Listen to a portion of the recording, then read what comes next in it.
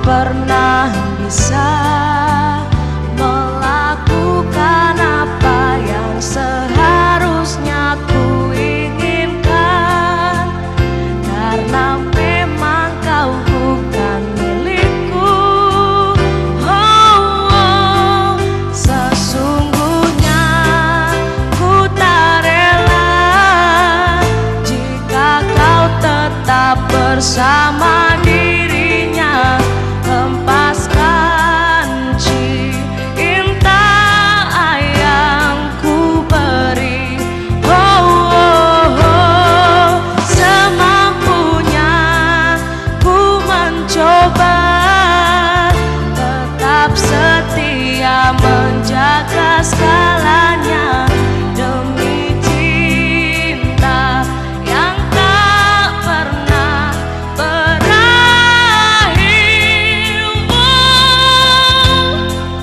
Ku akui aku merindukanmu. Ya pemirsa, itu tadi penampilan dari sahabat kita Sanggar Bunga Musika. Aduh, lagunya gimana nih Pak Romli? Mengingatkan apa ya, kalau orang berpisah, bercerai itu aduh, Mengena sekali ya. Bukan milikku. Ya, dan pemirsa tentunya nanti bagi pemirsa yang ada di rumah yang ingin berkonsultasi, kita juga membuka line telepon di nomor 541234. Sekali lagi 541234. Dan kalaupun Anda tidak mempunyai waktu untuk menelpon, Anda juga bisa meng-SMS di nomor 081809093530. Dan seperti biasanya nanti di akhir sesi acara akan ada kuis RSK yang tentunya hadiahnya sangat menarik ya Pak Romli ya. Iya. Makanya jangan lewatkan karena caranya cukup mudah sekali. Pemirsa hanya cukup menyimak tayangan iklan yang ada di RSK. Iya, langsung saja kita akan berbincang-bincang ini Pak Romli ya, mengenai perceraian. Kayaknya tragis sekali perceraian ini. Iya. Iya. Berpisah ya. Berpisah. Tapi sebelum kita membicarakan perceraian, mungkin Pak Romli bisa sedikit menceritakan tentang suatu keluarga itu sendiri, keluarga yang harmonis itu bagaimana hingga akhirnya bisa sampai bercerai gitu, mungkin bisa. Iya.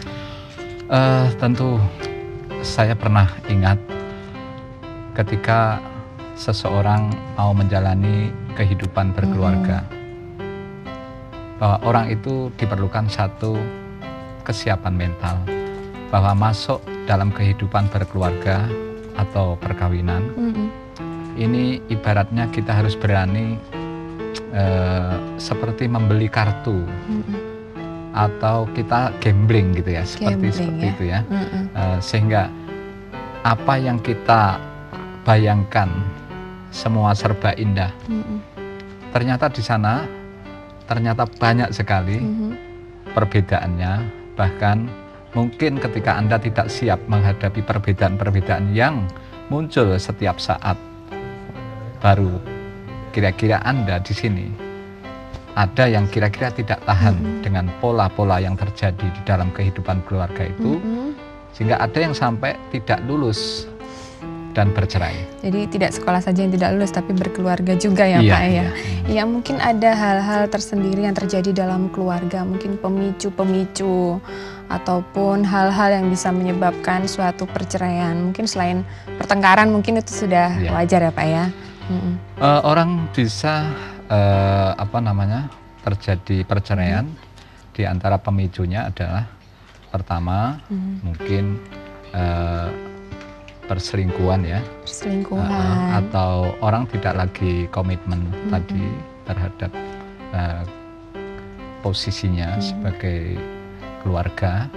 Yang kedua juga biasanya ada persoalan tidak ada anak, itu juga tidak ya, memiliki anak, atau juga persoalan-persoalan yang itu timbul karena salah paham, perbedaan pola pikir, atau sama-sama memiliki karakter yang keras atau ego keras ya, sehingga itu menjadi pemicu-pemicu terjadinya perceraian.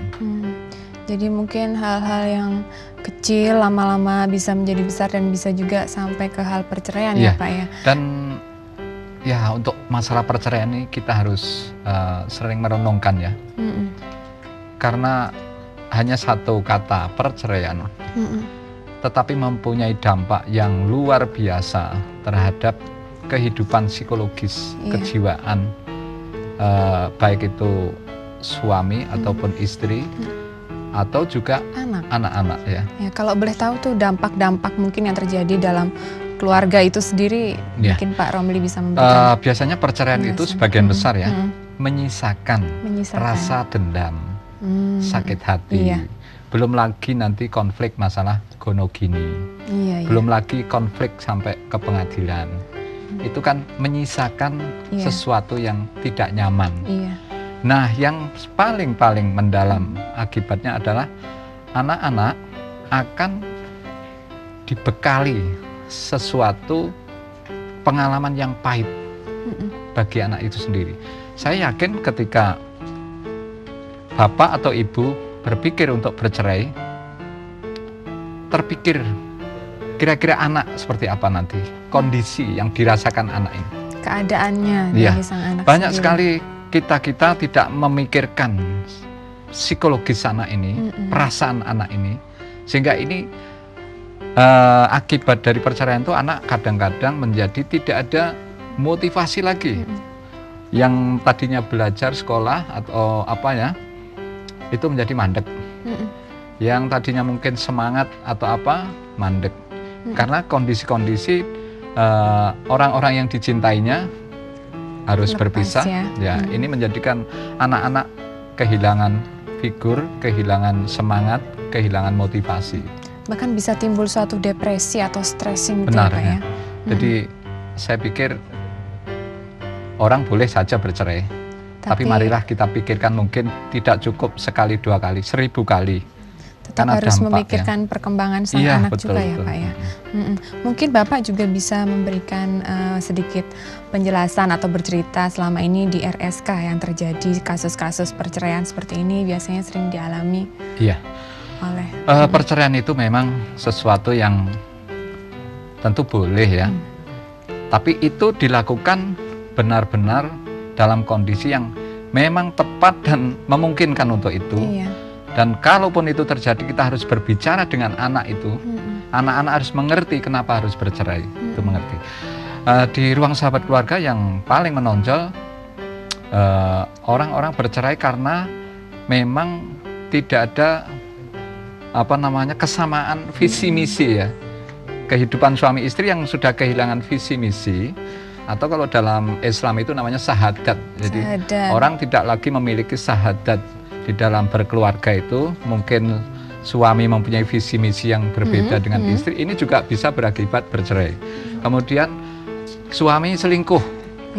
Itu sering sekali dijumpai. Ini juga menjadi pembenar untuk bercerai. Sekalipun ini sebenarnya membawa butir-butir yang sangat menyakitkan. Dan yang lain itu adalah mungkin ini pemirsa tidak pernah berpikir panjang bahwa orang yang bercerai itu juga akan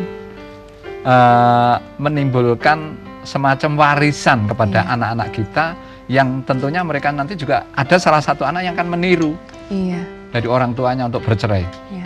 Mungkin kita akan bercerita lebih lanjut ya. Iya pemirsa, kita akan bercerita lebih lanjut dan juga berbincang lebih lanjut mengenai perceraian, tapi setelah yang berikut ini.